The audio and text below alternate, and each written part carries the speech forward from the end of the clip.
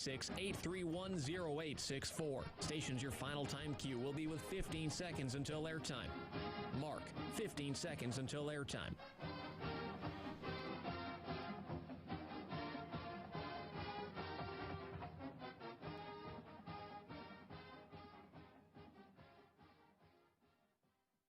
The following is a presentation of Learfield IMG College. This is Duck Insider. Give it to Verdell. He's got the first down and gone. Duck fans start celebrating. Oregon is the 2019 Pac-12 champion. The 2020 Rose Bowl champion. Richardson, another open three. Good. Duarte dribbles and slams with the right hand. For the third time in the last 5 years, the Ducks are Pac-12 champions. Foley three. Goal!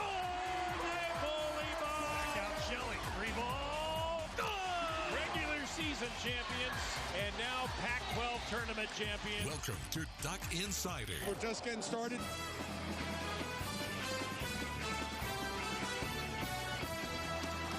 This is Duck Insider on the Oregon Sports Network from Learfield IMG College. Presented by On Point Community Credit Union. Better banking, local solutions. Live from the Country Financial Studio, here's Joey Mack.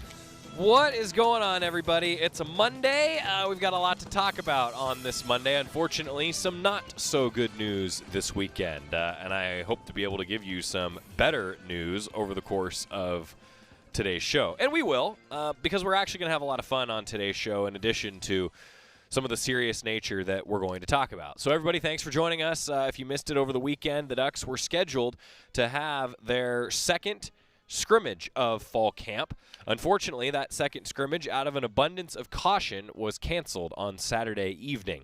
The following statement from Oregon Athletics came out Saturday. Out of extreme caution, tonight's Oregon football practice inside Otsa Stadium was canceled due to 5 positive antigen tests within the program. These are the first positive tests in the football program since daily testing began. All 5 are asymptomatic in isolation and being monitored by medical staff. The health and safety of our student athletes is and will continue to be our top priority. Local health authorities have been notified and contact tracing is in process. That was a statement from the University of Oregon Athletic Department on Saturday evening. Mario Cristobal was scheduled to meet with the media Saturday following the scrimmage. We thought we were all going to be talking to him about who performed well in the scrimmage. Maybe they're starting to get a feel for that depth chart ahead of Wednesday's sort of mini scrimmage, if you will. Instead, it was just a statement and an announcement about some bad news for Oregon football. Coach Cristobal from Saturday, this is what he had to say to the media. Okay, Brett, appreciate you joining me here for a little bit. As you received the news a little while ago, we did have 5 positive antigen tests today in our program, so we did cancel the scrimmage tonight. And I know that information was released to you. I just felt it was, I know we've always been transparent, so I want to get on here and make sure I got a chance to see you face to face, eye to eye, tell you that. They're all asymptomatic, as normal as can be, and they're all in isolation and working with the medical staff and local health to make sure that all protocol is followed. It has been to the T since the beginning. It's the first time we've had positive antigen tests in our program. So, and then also working with local health and our medical team with the contact tracing stuff, which is a little bit more thorough. And I know they take a deeper dive into that. But, you know, I wish I had answers to some of the questions you might have. I don't. I wanted to provide you with transparency. I'll let you know exactly where we are today. The scrimmage was canceled. Tomorrow we are testing the entire team again, which is normal policy anyways, and follow up, I believe, PCR test for the other guys that had tested positive as well. And then from there, we'll see what the next steps are in terms of when is the next time we do whatever as it relates to team activities. So again, I appreciate your time. I appreciate you guys hanging in there with me and for me so I can inform you. And when we have more information as it relates to our football program and the next steps in our process, we will certainly get with you and let you know.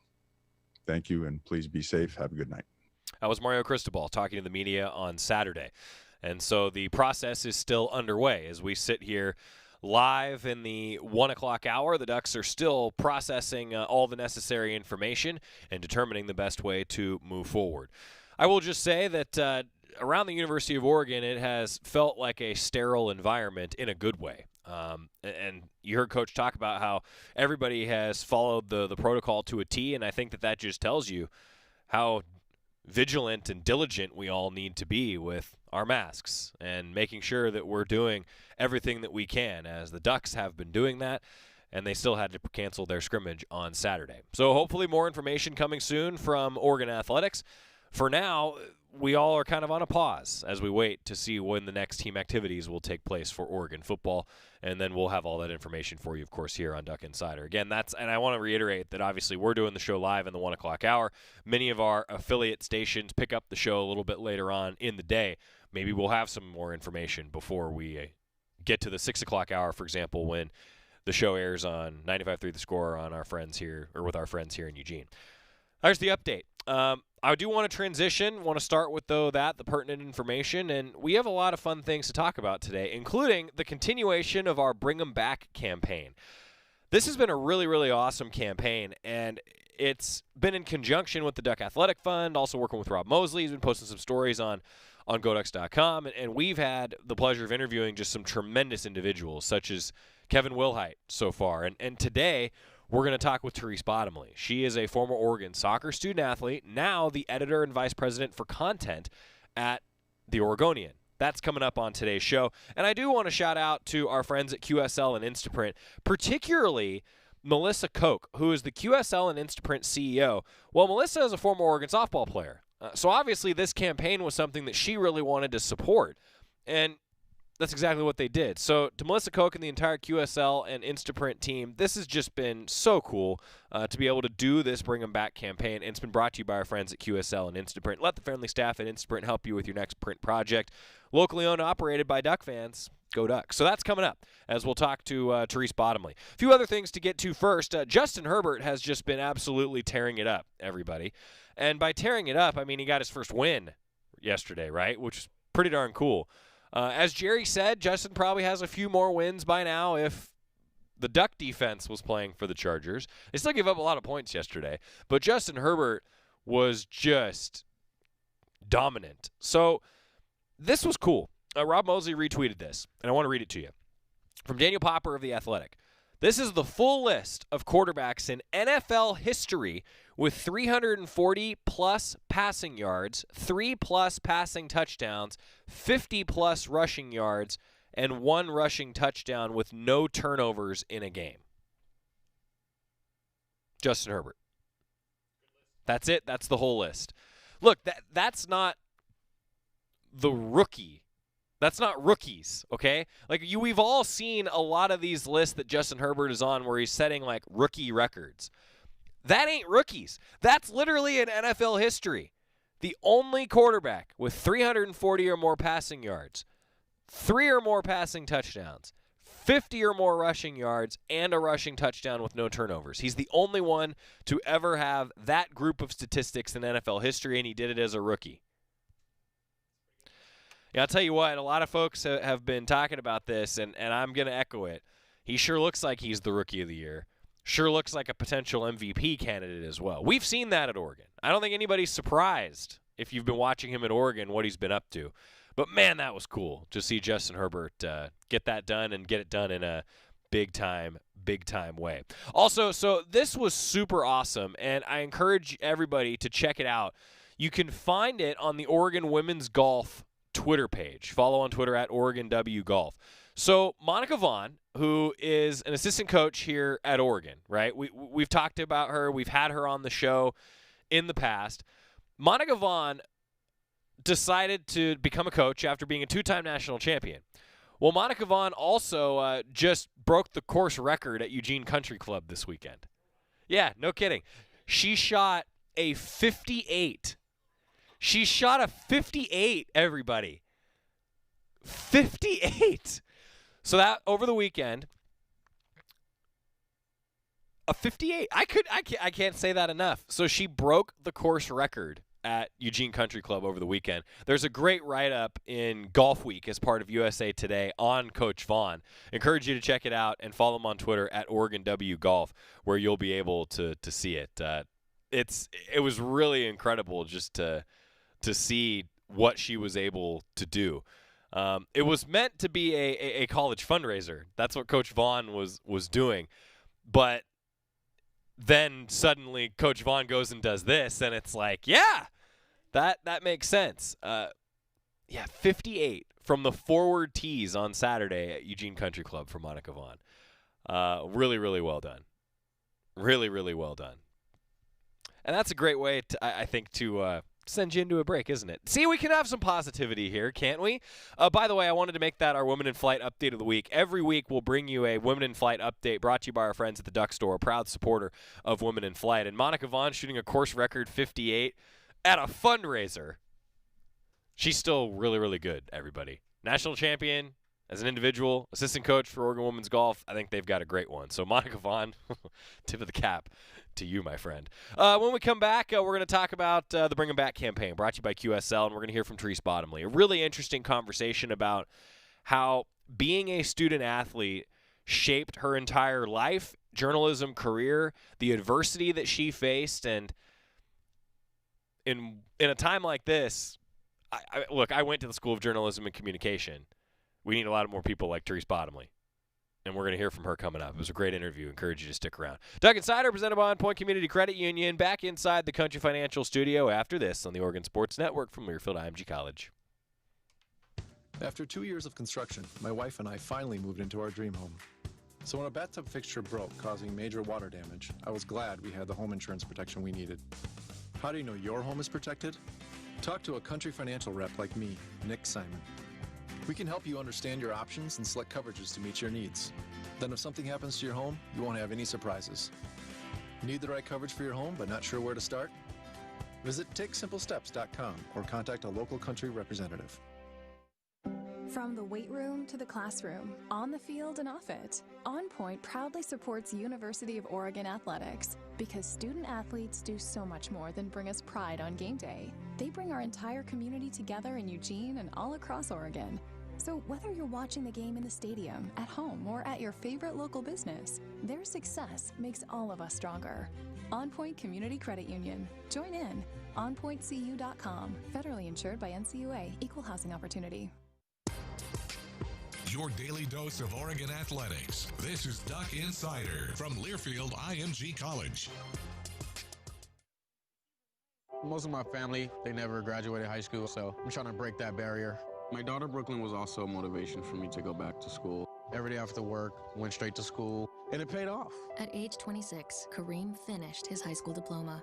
I could not have done it alone. I see the future is really bright for me. No one gets a diploma alone. If you're thinking of finishing your high school diploma, you have help. Find free adult education classes near you at finishyourdiploma.org. Brought to you by the Dollar General Literacy Foundation and the Ad Council.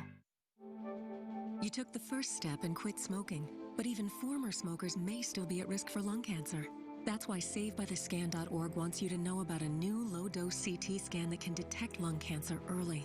It takes only 60 seconds and could save your life. You took the first step, now take the next. Visit SaveByTheScan.org for a simple quiz to see if you're eligible and talk to your doctor about screening. SaveByTheScan.org is brought to you by the American Lung Association's Lung Force Initiative and the Ad Council.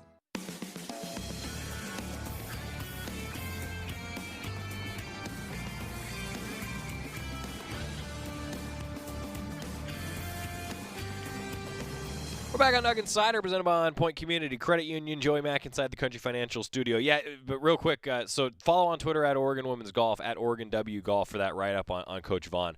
She said in the write-up, and I thought this was a great quote, that she hadn't been that nervous since winning the national championship when she was in college at Arizona State, when she won the individual national championship. And it was at a fundraiser, and she shot a course record 58. That's our Women in Flight Update of the Week, brought to you by the Duck Store.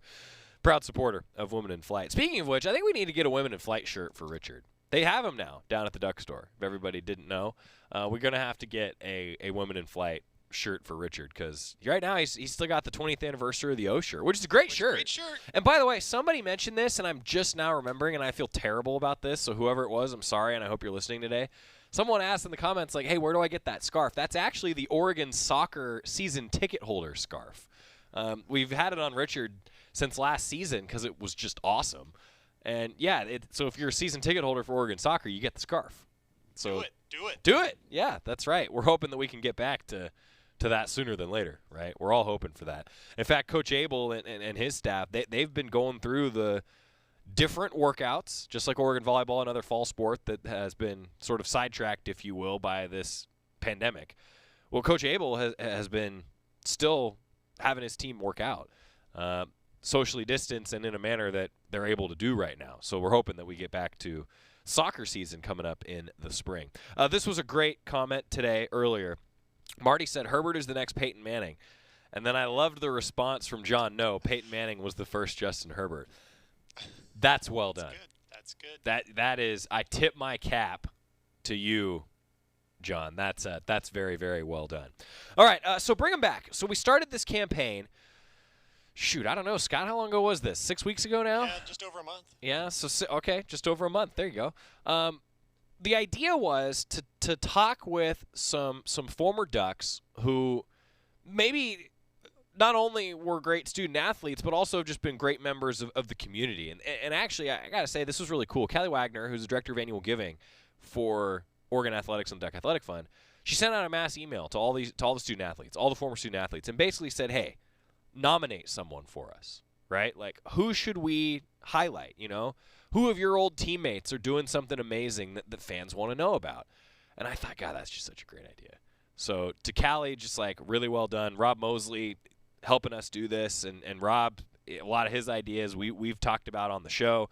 It's just been really, really cool. And now I can say that all of these interviews are brought to you by our friends at QSL and Instaprint. And if you missed it earlier, Melissa Koch, who is the CEO, former Oregon softball player of QSL and Instaprint, obviously this is a campaign that's very near and dear to her heart, and a big reason why they're sponsoring it, which has just been outstanding. Everything easy with Instaprint. Visit either of Instaprint's true convenient locations, locally owned and operated by Duck fans and some, pro Ducks themselves. Go Ducks. So Therese Bottomly, I have to tell you that we had a great conversation about a week and a half ago with the current Oregonian editor. A lot of you probably heard me say her name, and you're like, God, I know that name. Former Oregon soccer student athlete. In fact, she was around during the transition to Oregon soccer becoming a varsity sport. It was initially a club sport, became a varsity sport. So Therese Bottomly, the current editor of the Oregonian, and we jump right in just talking about what she's done, what she's been up to, and it really all started with talking about her time playing soccer at Oregon, and we just jumped right in. In the olden days, Autzen Stadium was not anything like it is now. It was much smaller. Right. And it was where we practiced. And the soccer team would have 6 a.m. and 3 p.m. practices during daily doubles in August and September before the season got started. And so, I have memories of biking over from the dorms across the footbridge to Autzen at 6 a.m. in the dark to practice. And Autzen, it had a concrete pad with a very thin layer of AstroTurf over it. And, sure. It was pretty rough going. And then if the football team needed to practice on turf because, say, they had a game coming up on AstroTurf, we would get kicked off and have to head over to Hayward Field to practice.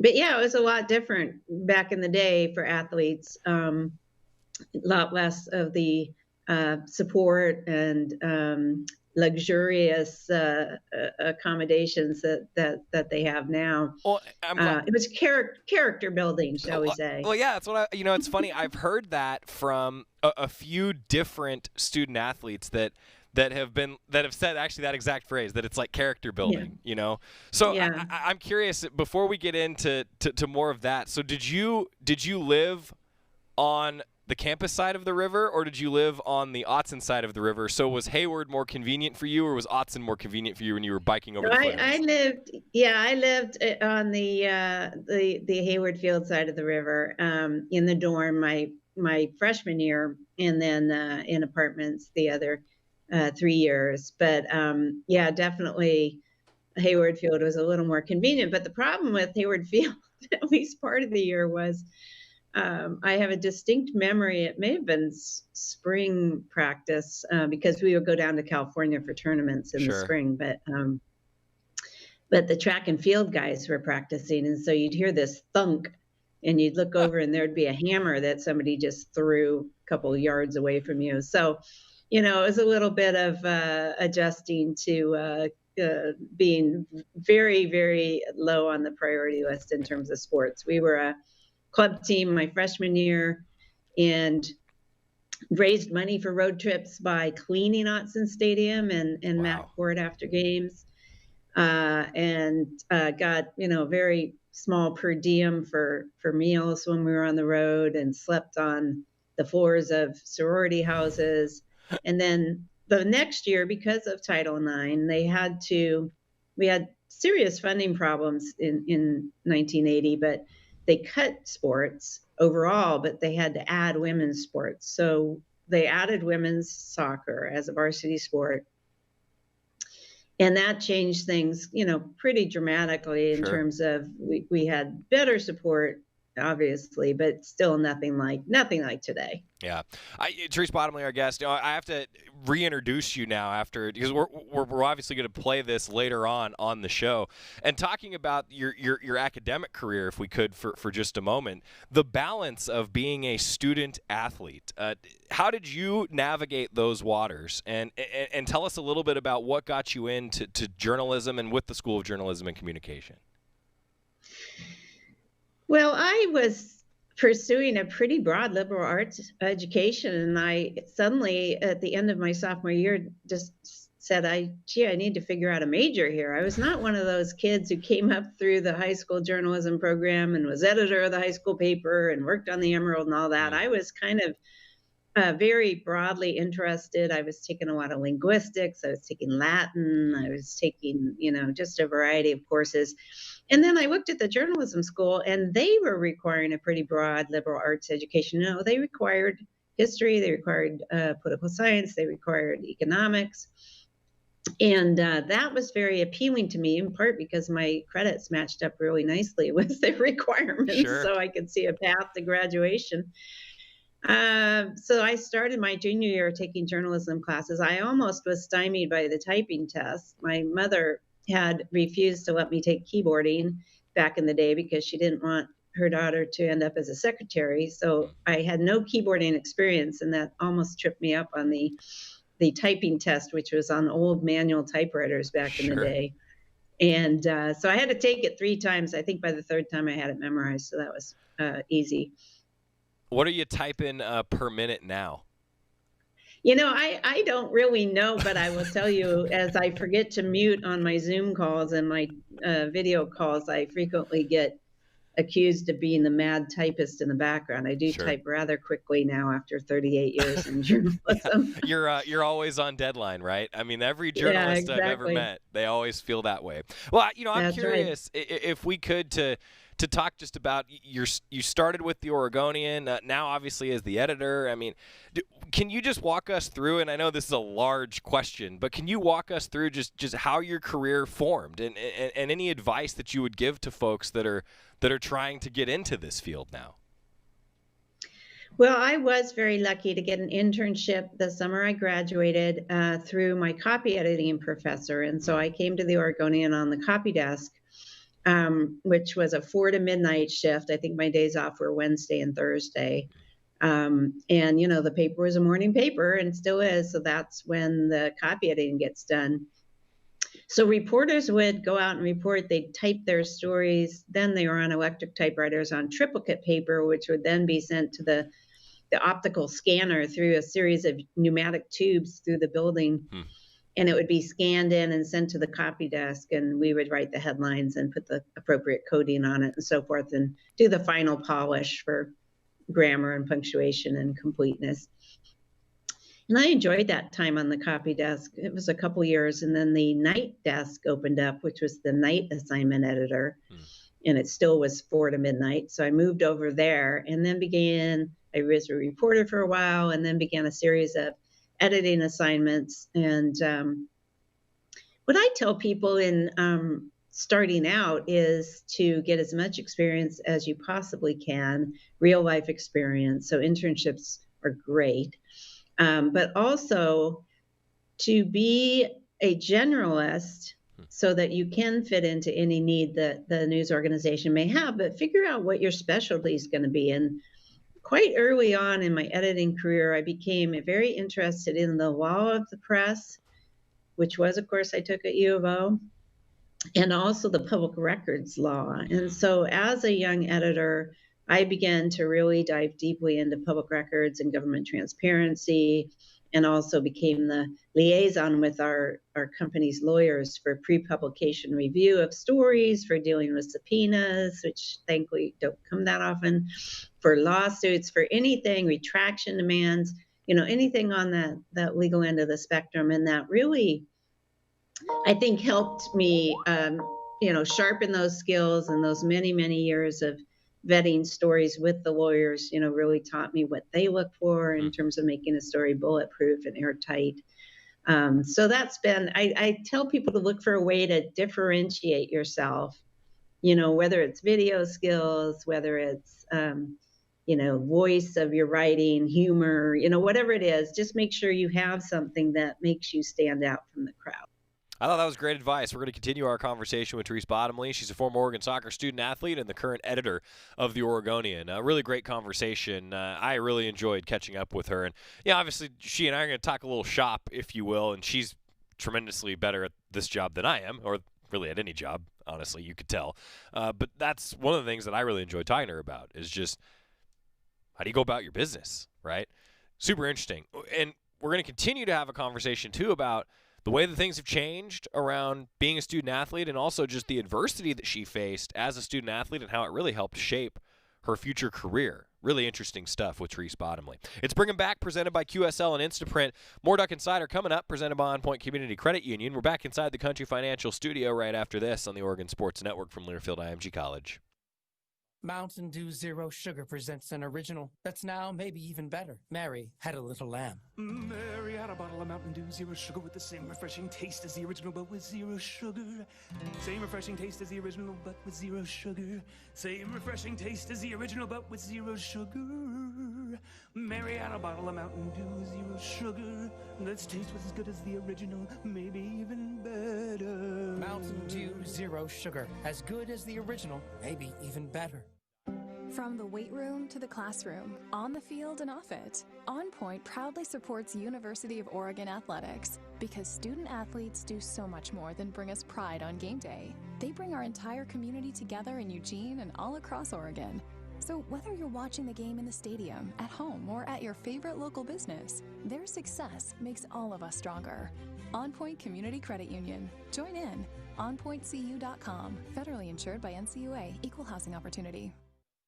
You're listening to Duck Insider. Duck Insider on the Oregon Sports Network from Learfield IMG College.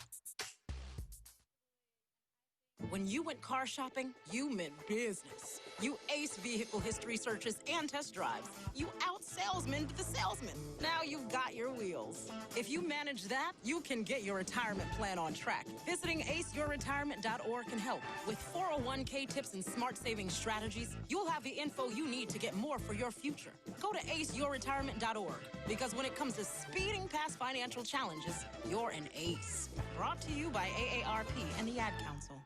GTG, BRB, OMW, be there in a few. You may think that these kinds of texts are fine because of their length, and you can easily send them at a stoplight. But no, answering one text can take your attention away from the road for 5 seconds. And traveling at 55 miles an hour, that's enough time to travel the length of a football field. Make good decisions. Don't text and drive. Visit StopTextStopWrecks.org, a message brought to you by the National Highway Traffic Safety Administration, Project Yellow Light, Noise, and the Ad Council.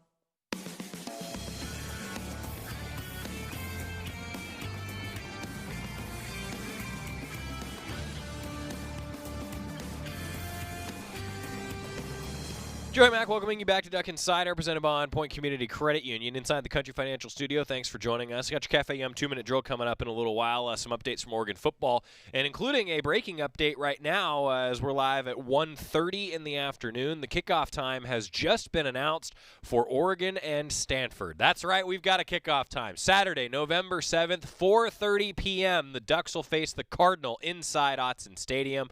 That means a 2:30 pregame show for us across the Oregon Sports Network, and the game will be televised on ABC. that means that it's the big-time national window for Oregon and Stanford. So let's go Ducks, huh? 4:30 for the opener at Autzen. Looking forward to getting there, buddy. All right. Now, again, if you're just joining us, the Ducks did cancel their scrimmage out of an abundance of caution on Saturday, and we're awaiting news on when the Ducks can resume their team activities as they follow all the proper protocol to make sure that everybody stays safe. In the meantime, for us, we're going to continue our Bring 'em Back campaign presented by QSL and Instaprint. Therese Bottomley, the editor of the Oregonian, we talked a lot about her career, what got her interested in journalism, and how being a student athlete really helped shape the future. Therese Bottomley, can we continue our conversation with the editor of the Oregonian? Hey, you were inducted into the Hall of Achievement for the SOJC in 2018. You mentioned working with public records and what you've done with the Open Oregon organization. I feel like I don't even know the proper way to ask this question, but your career has had so many accomplishments and so many different organizations and pieces to it. What are you the most proud of? Like, what brings a smile to your face when you look back on some of your accomplishments? Well, on the transparency front, I am most proud of a piece of legislation that I worked on years ago around child abuse reports. And we were able to get an amendment in the legislature to the child abuse confidentiality laws that said if a child was severely injured or killed in custody of the state of Oregon, that in fact the state would have to release its after action review of what went wrong. And I really felt strongly that that was important information for Oregonians to have and was a way to have the public be, watchdog for this critical information and this critical agency that has the well-being and the, physical safety of so many children, under its responsibility. So I was proud of that. That was the first real piece of legislation I worked on. So I learned a lot from it. I worked with the Oregon Newspaper Publishers Association on it, and I remember one of the old, experienced hands telling me when I had to testify, he said, now, when you get up there to testify in the legislature, you keep it to under 3 minutes. They got elected because they want to talk. They don't want to hear you talk. So that was good advice. And the other thing I'm really always excited about is I've been involved with the Bar Press Broadcasters Council for many years, and that's a group of really super smart, engaged people who are part of law enforcement. They might be prosecutors, defense attorneys, TV reporters have taken part, judges, and inevitably in journalism you have conflict. You have police detectives who don't want the reporter to reveal certain things that might make the investigation more difficult, like the caliber of the gun that was used to kill somebody is sort of the classic example. Right. Only the killer knows that, so don't put that out. So there are conflicts as we push for more information and more disclosure. With judges, it's almost always conflict about having cameras in the courts. Right. Oregon was one of the pioneers of having media cameras in the courtroom to show what happens in open court. And this group, which meets quarterly, has been part of the forum where these concerns can be brought, can be discussed. We can learn from each other. For instance, an example is that TV will say, well, why can't we take video of the defendant walking down the hallway of the courthouse, with the guards escorting him? And, the presiding judge says, well, if you have a juror in the background, then that's a problem. Or if you inadvertently capture a woman who is in the courthouse to get a stalking order against her intimate partner, that could be a problem. So it just opens people's eyes to things that they wouldn't necessarily consider or think about. And the thing that I really work on is an annual event that we didn't hold this year because of the pandemic, but we've held every year for about 15 years. And that's an all-day, 4-hour gathering of all these constituent groups. And we work through a hypothetical scenario that I author to exaggerate the conflicts and sort of, have a little fun with it, but also, raise the serious concerns that all sides have. And so we walk through that scenario and then talk about the issues that it raises. And so that's been a really good event over the years. Well, a lot of really important things that we've talked about. If we could, I want to go back in time with you now. And I'm curious about Obviously, you're talking to us on a sports show, so I got to ask you a little bit about some of your favorite soccer memories. Maybe my first is, why did you pick Oregon, and when did you first fall in love with soccer and want to play that while you were here at Oregon? Well, I went to Lincoln High School in Portland, and it had a girls soccer team, and I started playing after the Timbers came to town. And so, 1975 was the big, Soccer City USA kind of emergence. And so I graduated from Lincoln in 1979. I played soccer for, sophomore, junior, senior year there, really enjoyed it. And it wasn't just me coming from Lincoln. There were several other women from Lincoln and also from Wilson High School, one of our rivals. So we all arrived really at this perfect moment in Eugene where soccer was becoming much more of a sport that people paid attention to. And so we all landed on, this team. And then that formed the core of the varsity team. I went to Oregon. My father had worked for the University of Oregon Medical School. He was a professor of psychiatry there, and he had in those days, if you were a U of O faculty member, your kids went to U of O free. He unfortunately passed away when I was a junior in high school, but I still just sort of had in my mind that Oregon was where I was going to go. And I did, in fact, apply and go down there in the fall of 1979. Played, as I said, club sport that first year, varsity the next year. And then the year after that, one of my favorite memories, we had been cut. Again, the funding problems, which, are constant, but back then very acute because of the timber recession. They cut women's soccer, but because we had our coach who had been our varsity coach, and because he had been trained in the NC2A protocols around recruiting and other things, they allowed us to go to nationals that year, my junior year. They wouldn't have done it otherwise because they would have been afraid that there would be a recruiting violation or some sort of rules violation that would put, the entire university into NC2A jeopardy. Right. But because of this confluence of happenstance where our coach was trained and was completely in compliance, we were allowed to represent U of O in the national tournament at the University of North Carolina that fall. That's just a really cool memory. And you can just hear how proud Therese Bottomley is talking about some of those memories as it relates to Oregon soccer and frankly, a difficult time for Oregon soccer and really for the entire state of Oregon with the timber recession. And I thought that was really fascinating, just talking to her about that. We're going to continue our conversation with Therese Bottomley. Bring them back, brought to you by QSL and Instaprint. It's easy with Instaprint. All your print projects are locally owned and operated by Duck fans. Go Ducks. Therese Bottomley been joining us via the University of Oregon Alumni Association guest line. We've got more still to come from inside the Country Financial Studios. We continue our conversation with the editor of the Oregonian right after this on the Oregon Sports Network from Learfield IMG College. As my family continued to grow, I realized I'd have to replace my beloved Jeep with something that has, well, more seats. I'm Jason Hines, Country Financial Rep and father of 7. Whether you're upgrading from your sporty ride with no room for a car seat or finally replacing your well-loved beater that still has a cassette player, you'll want the right protection for your new car. Work with a Country Financial Rep like me and get the protection you need at a price you can afford. Learn more at TakeSimpleSteps.com or contact a local Country representative. Mountain Dew Zero Sugar presents an original that's now maybe even better. Mary had a little lamb. Mary had a bottle of Mountain Dew Zero Sugar with the same refreshing taste as the original, but with zero sugar. Same refreshing taste as the original, but with zero sugar. Same refreshing taste as the original, but with zero sugar. Mary had a bottle of Mountain Dew Zero Sugar. That's taste was as good as the original, maybe even better. Mountain Dew Zero Sugar. As good as the original, maybe even better. This is the Oregon Sports Network from Learfield IMG College. Hey everyone, let's all stop what we're doing and take a moment.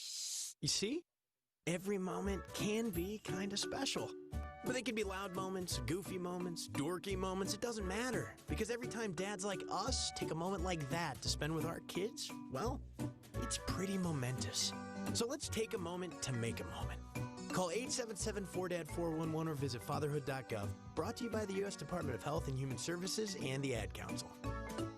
Hello, it's me, the designer jeans in the back of your closet. What happened to us? I used to summer in the Hamptons, and now I'm stuck behind a pair of sweats. Okay, maybe I never really fit you right, but I got a lot more Sunday fun days left in me. So take me to Goodwill, where I can really make a difference. Your donations to Goodwill create jobs, training programs, and education assistance for people in your community. To find your nearest donation center, go to goodwill.org. Donate stuff, create jobs. A message from Goodwill and the Ad Council.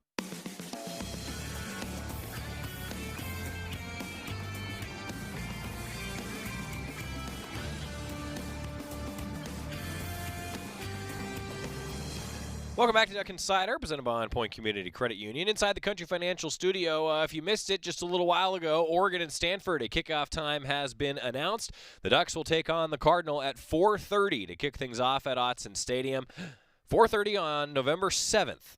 God, that just doesn't feel like it's that long. 12 days! It's a week from Saturday. That's right. So remember, this season, like most, you'll either have those 12-day selection windows for kickoffs or I won't say it's unique, but I guess it's more unique than the 12-day window. You could have a 6-day selection window for your kickoff time as well. So the Ducks, we may find out next Monday also Oregon's next kickoff time. We'll have that for you here on Duck Insider. Meanwhile, as we get ready for Oregon football season as well, tomorrow, our final Great Ducks of the season. This has been a tremendous show and a lot of fun for us to produce. Shout out to Scott Phillips, who's been pulling all the video highlights, Rob Joyce, who's been helping me pull some audio highlights, and Scott LeBounty for directing the show, and Jorgie Terry for joining me on the show. It's just been so much fun to talk about the best Ducks in history. And what better way to finish it off tomorrow at 5 o'clock across the Oregon Sports Network and on the Oregon Football social media channels. That's where you can watch the show, watch all the great highlights. What better way to finish it off than talk about the offensive line and the quarterbacks? Talking about the best of the big uglies and the best of the quarterbacks. And there's a lot of guys on our list. I'll just tell you right now, we're going to go rapid fire through these guys who all deserve to be mentioned. But Great Ducks, if you've missed it, you can find the archive on the Go Ducks YouTube channel, Oregon Football Twitter, Oregon Football Facebook, and also, of course, subscribe to the Oregon Sports Network podcast where you can find Great Ducks, coaches shows, specialty shows that we do, and, of course, this show, Duck Insider, that we bring you every day, keeping you involved with everything going on for the Ducks. So Great Ducks tomorrow, 5 o'clock. Join us. Therese Bottomly, editor of the Oregonian, former Oregon soccer student athlete. We've already discussed her career and how she got to where she is, what she's the most proud of, and her very, very storied, honestly, I think that's a good word for it. She may not say it, so I will brag about her a little bit. A storied journalism career for Therese Bottomley as the editor of the Oregonian. And she was a student athlete when soccer became a varsity sport. We were discussing that and reminiscing about some of her favorite memories as a Duck. Bring 'em Back is presented by QSL and Instaprint. Our conversation continues with Therese Bottomley. Yeah, I'm curious for you and your career and playing soccer, having that competitive energy. Did that help you in your career? Was that one of the takeaways from being a student athlete? And what were some of the others maybe? I think it did. I mean, I think that when you pick up a book that is going to teach you how to draw, it will tell you, nobody shows up in Spanish class already knowing Spanish. And yet people show up in drawing class thinking, well, I don't know how to draw. And I think that idea of practice, that you don't inherently have to have a skill or a, knowledge, that you can in fact acquire it and you practice it. When I came to the Oregonian, I thought news judgment was sort of inherent. You either had it or you didn't. And I was afraid I really didn't have it as a 21-year-old. And, I think from the ethic of practicing skills and the discipline around soccer practice, it was 3 hours a day. And daily doubles, it was more than that. Right. And so seeing that practice really did lead to acquisition of talent and skill, I think I applied that just as much to the workplace. I tend to be a task-oriented person. that was very handy on the copy desk when it's very task oriented.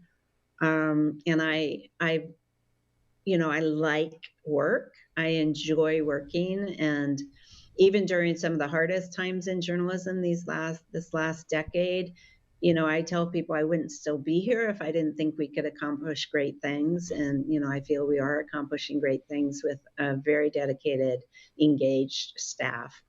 I love that. I've loved what you guys have done. Obviously, I've often said that I don't consider myself a journalist in this position, right? Like I am a broadcaster, entertainer, that like it's a very different thing. But coming from that background, I just have so much respect for what you guys have done handling this and covering some very difficult things in the world. And I know that that's in large part due to your leadership. So I just felt like that's something that I thought that everybody should hear, because I think that it's really important, especially as we navigate these tumultuous waters.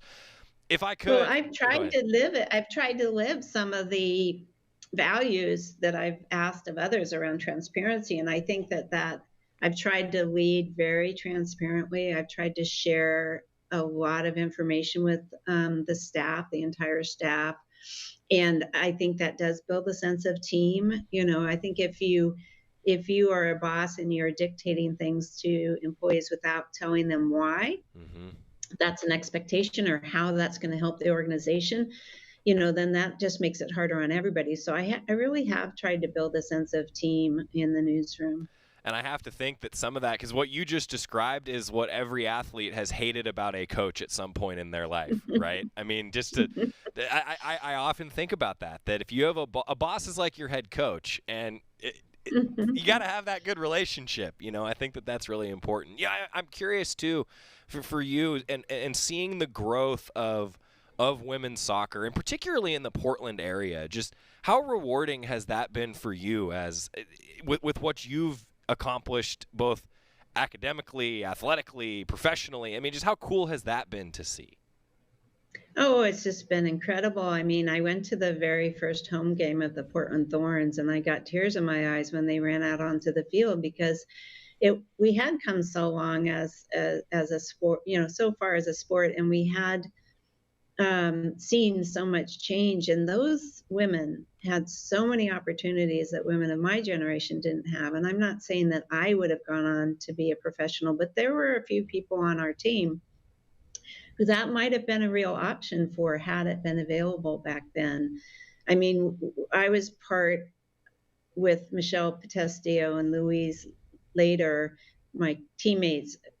I was part of what was styled as a national team that traveled to Europe to play.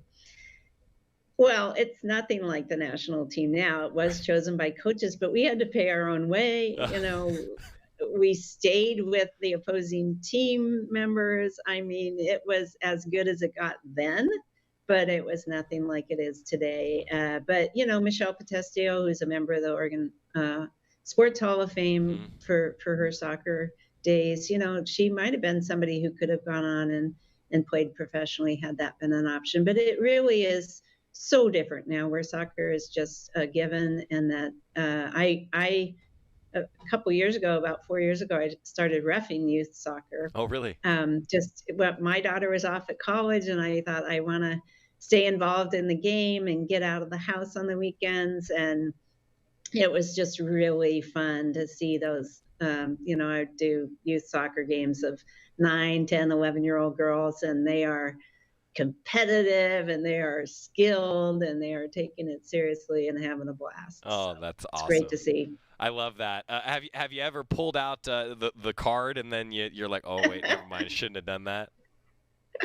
I did show one yellow card. I think the kid was 11. I also had one moment when I was refereeing a game, and this probably 10-year-old boy was arguing the offside rule with me, and I was like, why am I arguing with this kid? And I just said, your homework tonight is to read Law 11. Oh, that's outstanding. I got to tell you, Therese, I could talk to you for an hour. I know you're very busy, so I really appreciate you taking the time to just share some stories with us. And thanks for what you've done as a graduate of the SOJC as well. It gives me a lot of pride to have my name on a degree that's similar to yours, and just thanks for taking the time to chat with us. No, I really mean it. You bet. I really appreciate it. It's been a lot of fun, and I hope that our paths will cross in person at some point at Allen Hall or somewhere else over the years. I appreciate you taking the time to catch up with us. Thank you so much. It's been great. That was a lot of fun for me to catch up with Therese Bottomley, the editor of the Oregonian, former Oregon soccer student athlete, and part of our Bring 'Em Back campaign. Again, the entire goal here was to connect fans with former student athletes that are doing amazing things, not just athletically, but in the community and in the world. And what better way to do that than with Therese Bottomley? So I have to say, too, we have a few more ready to go, as they say. Peter Schmock, former Olympian. Fascinating interview. I'm gonna have Scott mic up here because I think it might be it might be Scott's favorite interview we've ever done. It's almost like interviewing the dude from Big Lebowski. Yeah. But like way smarter. way smarter. Great interview. Great stuff. Yeah. Peter Schmock, former Oregon track and field standout and an Olympian. We're going to talk with him coming up as our next Bring Him Back. Also, Kevin Wilhite. We talked to him already, and then we're going to talk to Randall Wilhite, his brother, who's actually an owner of a tremendous restaurant up in Portland that you're going to want to hear about coming up. What else do we have in store for you? A few other Bring 'Em Backs as well. Presented by QSL and Instaprint. Everything from self-serve copies to marketing collateral. Large format signs. It's easy with Instaprint. Visit either of their convenient locations. Locally owned and operated by Duck fans. Go Ducks. QSL and Instaprint bringing you our Bring 'Em Back campaign. What else do I have to say today? It's always fun to see where they end up, you know. Yeah, no doubt. Student athletes just go all over the place. No doubt. And student athletes, maybe they don't have as much time to go get an internship because they've, playing a sport, it's a lot of work.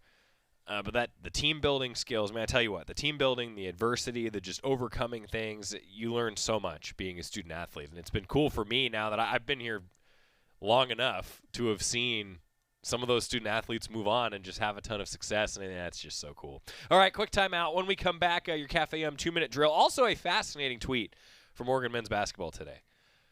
We could do an entire show on it. I'll just say that. It's Duck Insider, presented by On Point Community Credit Union. Back after this on the Oregon Sports Network from Learfield IMG College. From the weight room to the classroom, on the field and off it, On Point proudly supports University of Oregon athletics because student athletes do so much more than bring us pride on game day. They bring our entire community together in Eugene and all across Oregon. So whether you're watching the game in the stadium, at home, or at your favorite local business, their success makes all of us stronger. On Point Community Credit Union. Join in. OnPointCU.com. Federally insured by NCUA. Equal housing opportunity. After 2 years of construction, my wife and I finally moved into our dream home. So when a bathtub fixture broke, causing major water damage, I was glad we had the home insurance protection we needed. How do you know your home is protected? Talk to a country financial rep like me, Nick Simon. We can help you understand your options and select coverages to meet your needs. Then if something happens to your home, you won't have any surprises. Need the right coverage for your home but not sure where to start? Visit TakeSimpleSteps.com or contact a local country representative. More Duck Insider coming up on the Oregon Sports Network from Learfield IMG College. Okay, forest animals, kids are coming to the forest, and it's up to us to make their visit a good one. Sparrow, have you practiced the most popular bird songs for the year? Of course. Catchy. I like it. River, how's the temperature? It's a refreshing 52 degrees, man. I love it. Turtle. He's not here yet, man. He's late every morning. Okay. Squirrel. The forest has been preparing just for you. To learn more about cool things to do in the forest, visit discovertheforest.org. Brought to you by the U.S. Forest Service and the Ad Council. Long ago, you wouldn't think of galloping on a horse while doing calligraphy. And you wouldn't have attempted to ride your bike while typing a letter. Yet you think you can safely operate a multi-ton vehicle while texting?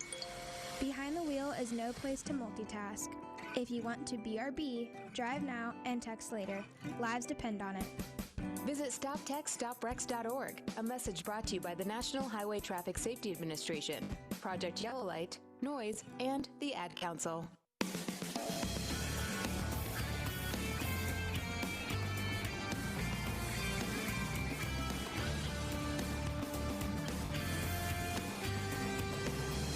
Joey Mag with you. It's Duck Insider, presented by On Point Community Credit Union. We're inside the Country Financial Studio. Man, I just had a ton of fun talking with Therese Bottomley, and Oregon football's got a kickoff time. It feels like forever ago that the scrimmage on Saturday got canceled. But that is how we begin our Cafe 2-minute drill. In all seriousness, if you're just joining us, Oregon football did have to, out of an abundance of caution, cancel its scrimmage that was set to be inside Autzen Stadium on Saturday. As we're live approaching the 2 o'clock hour here on Duck Insider when we do the show live between 1 and 2, the show, or I should say the team, is now still trying to get back to team activity. Coach Cristobal said that when they had an update on that, they would let us all know. And so we're waiting to see, as the Ducks go through the proper protocol, when they can return to that team activity after, out of an abundance of caution, the scrimmage was canceled on Saturday. So we're all hopeful. But we do have a kickoff time, 4:30 for the Ducks against the Cardinal on ABC, November 7th. 2:30 pregame show, that means, across the Oregon Sports Network. Also, if you're just joining us and you missed our Women in Flight update of the week, Monica Vaughn, Oregon women's golf assistant coach, this weekend broke the Eugene Country Club record. She shot a 58 at Eugene Country Club. Whew! Monica Vaughn, that's, I would say, unbelievable, but for a national champion, it's not. That just makes sense. Golf clap? Golf clap. That was good. That was good. 2-minute drill brought to you by Cafe Yum restaurants throughout Oregon and Washington, serving Northwest-inspired catering and takeout for your next gathering or meeting. Menus available, cafeyum.com. All right, so men's basketball put this out today, and you're going to have to bear with me and just understand that I know that Scott has a strong opinion here. Okay, so the idea here is you're picking your two partners for a 3-on-3 basketball game. Option A is Peyton Pritchard and Fred Jones. Option B, Dylan Brooks and Ron Lee. Option C, Bol and Aaron Brooks. Option D, Jordan Bell and Terrell Brandon. Who do you want your two teammates to be in a 3-on-3 basketball game? Oh, man. Pritchard and Jones, Brooks and Lee, Bol and Brooks, or Bell and Brandon? It's hard to, oh, man. Dylan Brooks is just so clutch. Yeah. You know? And Ron, I go B. B? Although I am a little disappointed there's no Lukes on this. Yeah, I'm surprised we didn't get a Ridenour and Jackson, right? I get that we were trying to do different eras here, right? But I'll go B. B it is, huh? Brooks and Lee. I would probably have some recency bias and say that Peyton Pritchard deserves to get a pick and Fred Jones is pretty darn good. But that's a heck of a conversation. I don't know if you go wrong. Whichever team has me is going to lose. We'll see you tomorrow. Adopt US Kids presents What to Expect When You're Expecting a Teenager. Learning the lingo. GOAT, G-O-A-T, acronym, stands for Greatest of All Time. As in, spaghetti sandwiches for dinner? They're my fave. Dad, you're the GOAT. You don't have to speak teen to be a perfect parent. Thousands of teens in foster care will love you just the same. Visit adoptuskids.org. Brought to you by the U.S. Department of Health and Human Services, Adopt U.S. Kids, and the Ad Council.